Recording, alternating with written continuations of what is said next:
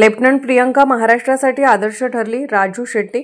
हातकणंगले तालुक्यातील तारदाळ येथील शहीद जवान निलेश खोत यांच्या वीरपत्नी लेफ्टनंट प्रियंका खोत यांचा सत्कार माजी खासदार राजू शेट्टी यांच्या हस्ते रविवारी सायंकाळी संपन्न झाला.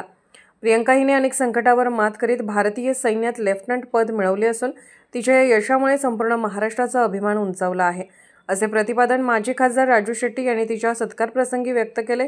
शेट्टी म्हणाले, शहीद जवान निलेश खोत यांचे अपुरे स्वप्न प्रियंकाने पूर्ण केले आहे.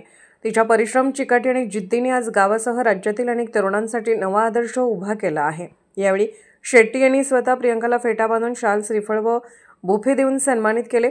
जोरदार टाळ्यांच्या गजरात प्रियंकाचे कौतुक करण्यात आले. उपस्थितांनी तिच्या यशस्वी वाटचालीस शुभेच्छा दिल्या.